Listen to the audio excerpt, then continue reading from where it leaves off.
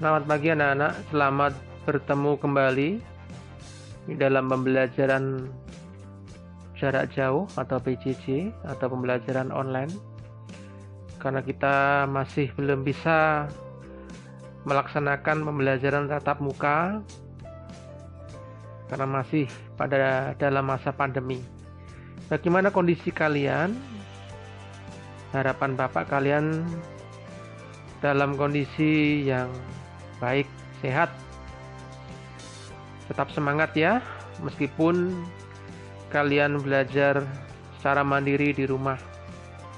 Tetap melaksanakan protokol kesehatan dengan terus memakai masker, mencuci tangan, dan menjaga jarak. Oke, kesempatan hari ini kita akan melanjutkan materi kita.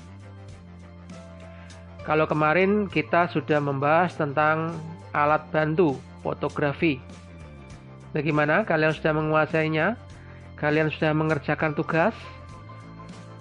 Yang belum mengerjakan tugas masih diberi kesempatan untuk mengerjakan tugasnya dengan baik. Harapan Bapak kalian semua mengerjakan tugas, menyelesaikannya dengan baik sehingga tidak ada nilai yang kosong. Dan untuk kali ini kita akan belajar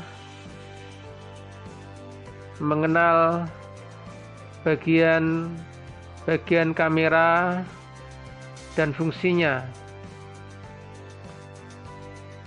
Mengenal bagian kamera dan fungsinya.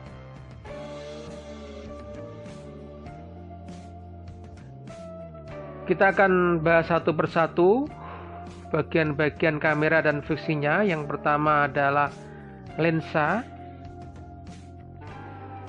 Kamu lihat bagian lensa di situ, yaitu merupakan bagian pokok dari kamera yang bekerja sama dengan bodi kamera. Secara khusus, lensa ini akan dibahas karena lensa ini banyak macamnya. Jadi fungsinya adalah menangkap objek sehingga dari objek itu tersebut kemudian diteruskan ke bodi kamera, kemudian diolah akhirnya menghasilkan gambar. Kemudian bagian yang kedua adalah tombol stabilizer.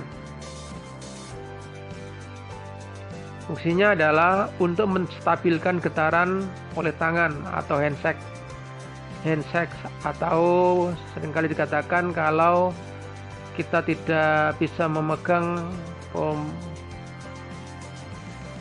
kamera dengan baik maka nanti akan ngeblur supaya tidak terjadi goncangan ya. Dan fungsi dari stabilizer ini adalah untuk membuat hasilnya ya tidak terlalu bergoncang dari hasil dari pemotretan yang kita lakukan. Jadi prinsip kerjanya adalah dengan mengandalkan sebuah ground sensor yang mendeteksi getaran pada kamera dan melakukan kompensasi secara mekanik untuk meredam getaran tersebut. Walaupun demikian, tidak semua kamera memiliki fitur tersebut. Yang ketiga adalah tombol pembuka lensa. Ya, fungsinya tidak lain untuk membantu melepaskan lensa dari bodi. Cara penggunaannya yaitu ditekan, kemudian sambil lensa dilepas dengan cara diputar ke kiri. Tanpa kita menekan tombol ini, maka lensa tidak dapat kita lepas dari bodi kamera. Biasanya setelah dipakai, lensa akan dilepas tersendiri, disimpan dengan baik, dilepas dari bodinya supaya tidak terjadi jamuran ya. Kemudian yang keempat adalah tombol fokus. Yang keempat adalah tombol fokus yang terdiri dari dua mode, yaitu autofocus AF dan manual focus MF. Bila kita menggunakan mode auto, maka berarti kerja fokus digerakkan oleh mesin secara otomatis. Namun bila kita memilih manual, maka kerja fokus akan digerakkan secara manual. Kemudian yang kelima adalah tombol pembuka flash, ya, yang digunakan untuk membuka lampu flash pada kamera. Tombol ini hanya berfungsi bila kamera dalam keadaan menyala, jadi dalam kondisi on, ya. Kalau kita tekan maka nanti flashnya akan terbuka. Yang keenam adalah built-in atau flashlight, ya, lampu blitz atau seringkali dengan lampu blitz, ya, diterjemahkan secara bebas sebagai lampu kilat. Fungsi utama adalah untuk membantu pencahayaan pada kondisi gelap dengan cara illuminate, ya, mencahayai, menerangi objek yang kekurangan cahaya agar terekspos dengan baik.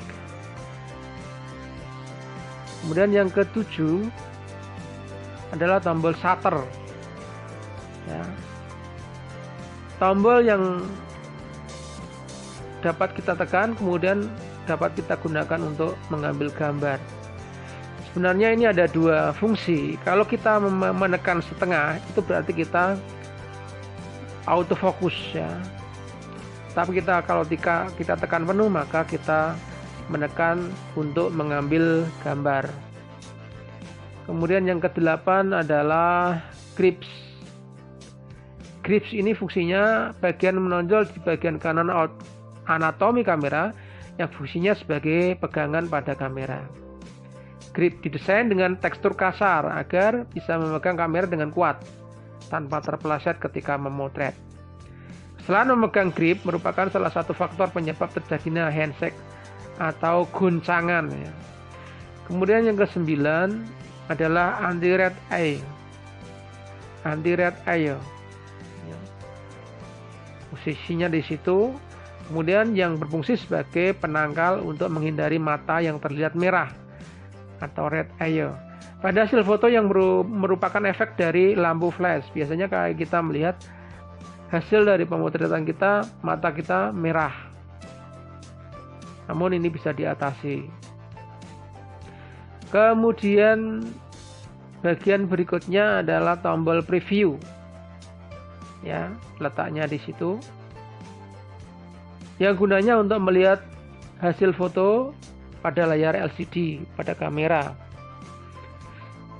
Kemudian yang ke-11 adalah tombol delete, ya, letaknya di sampingnya preview, yang berfungsi untuk menghapus foto dan data lain dalam kamera. Jadi kalau ada kita menghapus foto-foto yang tidak kita gunakan, kita klik tombol sampah, tong sampah itu delete, kemudian kita set, ya.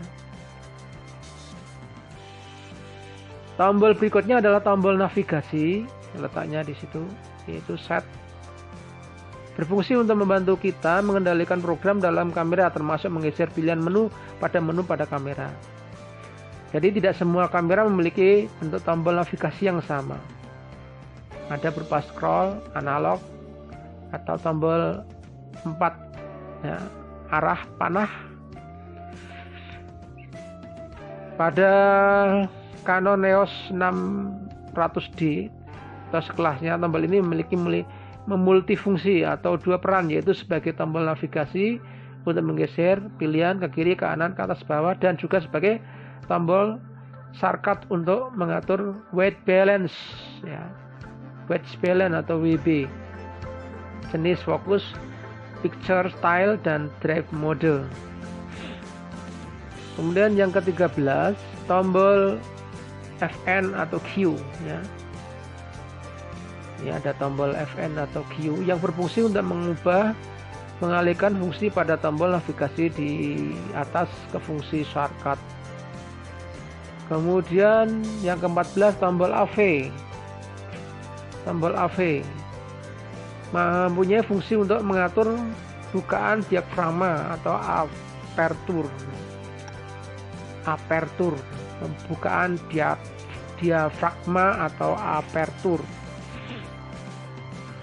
Kemudian yang ke-15 adalah tombol zoom, letaknya di situ. Biasanya ada tandanya plus minus, ya. yang berfungsi untuk memperbesar hasil foto dan juga untuk memperdekat jarak objek ketika kita menangkapkan mode live view, sehingga saat pemotretan. Di saat live view kita bisa mengatur memperbesar kecil dari tampilan fotonya. Berikutnya adalah yang ke-16. Yang ke-16 adalah mode dial. Nah, mode dial. Letak tombolnya di situ. Yaitu menu untuk memilih dan mengganti mode exposure atau modus pemotretan. Di sini kita dapat menemukan beberapa mode auto instan yang telah disiapkan khusus, seperti untuk memotret olahraga, kembang api, pada malam hari, close up, dan juga mode manual atau M. Jadi ini kita putar ya, kita pilih ya, sesuai dengan keinginan kita atau kondisi saat kita memotret. Yang ke-17 adalah tombol live view. Nah, tombol live view ini fungsinya untuk mengalihkan layar bidik dari viewfinder ke live view yang tampil pada layar LCD. Tombol ini pada kamera EOS 600D ini juga berfungsi sebagai perekam tombol video. Kemudian yang ke-18 adalah viewfinder. Ya, viewfinder. Jendela bidik yang kita gunakan untuk melihat objek saat memotret. Di dalam viewfinder itu kita bisa melihat titik fokus. Di sini ada light meter, nilai shutter speed-nya, kemudian aperture-nya, ISO-nya, metering-nya itu ada di dalamnya. Meskipun kelihatan kecil, ya. Karena di viewfinder ini juga terdapat karet bantalan yang disebut dengan eye patch, ya. Fungsinya untuk menahan cahaya yang masuk ke dalam viewfinder agar objek terlihat benar-benar real. Kemudian yang ke-19 tombol menu. Itu tombol menu. Untuk menuju menu pengaturan utama kamera, sehingga tombol info untuk mengetahui informasi data termasuk informasi foto-foto. Nanti kalau kita klik menu ini, nanti di layar atau LCD akan tampil menu-menu yang kita inginkan. Kemudian yang ke-20 layar LCD. Ya, layar LCD memiliki multifungsi, yaitu pertama untuk menampilkan keterangan settingan pada kamera. Kalau kita tekan menu, ya, misalnya ada mode exposure, shutter speed, aperture, ISO, dan lain-lain. Kemudian juga untuk melihat hasil foto kita. Kalau kita menekan tombol nomor 10, ya, maka nanti foto-foto yang kita sudah